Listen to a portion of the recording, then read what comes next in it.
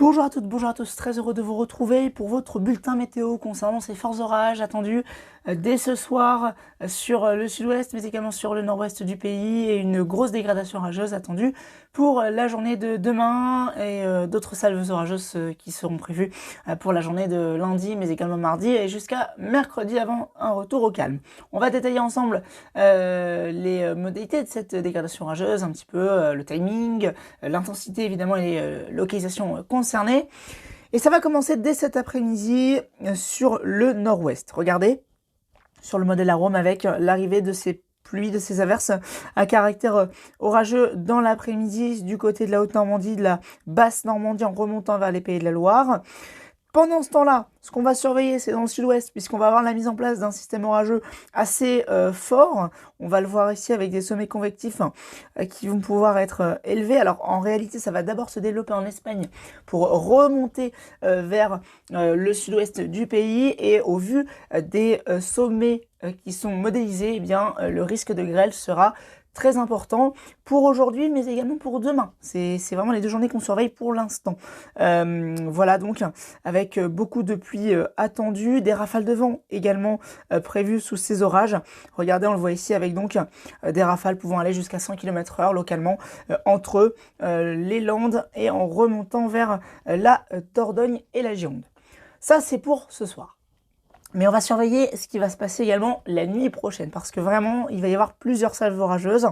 Et regardez ce qui va se mettre en place la nuit prochaine. On a donc l'instabilité du sud-ouest qui remonte vers les Charentes. Et cette instabilité-là, elle va remonter vers les régions centrales en matinée de dimanche, donc demain, avec des orages pluvieux sur le massif central, mais également sur le centre Val-de-Loire. Et pendant ce temps-là, ce qu'on surveille, c'est ces précipitations qui sont juste ici, qui sont sur l'Atlantique, puisqu'elles vont remonter en cours de journée sur la Bretagne, en remontant, et ça va se réactiver en cours d'après-midi sur la Normandie. La particularité de ces orages, c'est qu'ils seront très pluvieux. Vous le voyez ici, avec des intensités qui pourront atteindre localement les 25-30 mm en l'espace d'une heure. C'est quand même très conséquent. Je vous rappelle qu'en Normandie, les sols sont relativement secs. Alors c'est vrai qu'il y a eu des orages la semaine dernière, mais ça n'a pas permis de faire face à la sécheresse dans les couches les plus en surface de la terre. Et donc ces orages-là, eh bien, on risque d'avoir simplement des ruissellements, des inondations de points bas, notamment sur les vallées, et bien évidemment. On pourrait avoir le débordement des plus petits cours d'eau, donc faites très attention. Et puis ce que nous allons surveiller aussi, c'est le paramètre venteux de ces orages, puisque regardez les rafales de vent attendues sous ces orages en Normandie, 60 à 90 voire 100 km/h localement sous les cellules les plus violentes. On surveillera également le risque de grêle, bien évidemment présent, donc une vigilance orange est très probable. Ce sera sans doute émis à 16h par Météo France pour plusieurs départements. Il y a encore quelques incertitudes sur la localisation exacte des orages les plus forts. Je vous rappelle que les orages sont des phénomènes qui sont non généralisés et par conséquent plusieurs secteurs risquent de se retrouver à l'abri tout simplement et de ne rien avoir. Donc forcément c'est assez compliqué de faire une vigilance.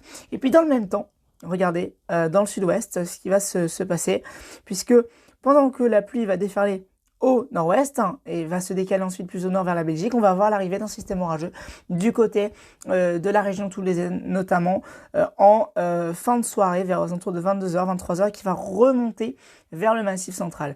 Et ce système orageux-là, eh bien, on va le surveiller parce qu'il va à nouveau apporter de fortes rafales de vent, donc entre 60 et 90, voire 100 km/h, avec bien évidemment de fortes pluies et aussi de la grêle. Voilà, donc vous l'avez compris, des gros orages en perspective pour jusqu'à demain. Je vous rappelle évidemment que les orages sont bien évidemment dangereux et non généralisés, même s'ils sont plus généralisés que la semaine dernière. Et il y aura une activité électrique bien évidemment très importante. On regarde l'accumulation de précipitations pour comprendre exactement ce qui va se passer. Donc les secteurs les plus à risque, évidemment, tout le sud-ouest, la Normandie, les régions centrales et le massif central évidemment. Donc une vigilance orange sera très certainement lancée par Météo France. Pour ma part, il y en aura une pour le nord-ouest et le sud-ouest demain. Je n'ai malheureusement pas le temps de faire celle de ce soir pour le sud-ouest, mais vous aurez bien évidemment une vigilance qui sera publiée sur les comptes Twitter Facebook et Instagram de Météo Grand Ouest pour ces orages qui s'annoncent donc très virulents. Je précise, pour terminer, que on a plusieurs départements en vigilance orange par Météo France pour les orages de ce soir attendus dans le sud-ouest. Ils sont au nombre de 4. Les Landes, les Pyrénées-Atlantiques, le Gers et un 4e département dont le nom m'échappe actuellement. Je vais vous dire ça tout de suite, c'est les Hautes-Pyrénées, donc qui sont en vigilance orange pour orage entre 19 et 22 heures. Soyez donc très prudents pour vos activités si vous avez prévu de vous déplacer en ce samedi. On se retrouve très vite, bien évidemment, pour suivre la situation orageuse. N'hésitez pas à m'envoyer vos photos et vos vidéos. Je les republierai en story et sur Twitter pour faire un live de la situation orageuse. Je vous souhaite de passer un excellent week-end et on se retrouve très bientôt. À bientôt, merci.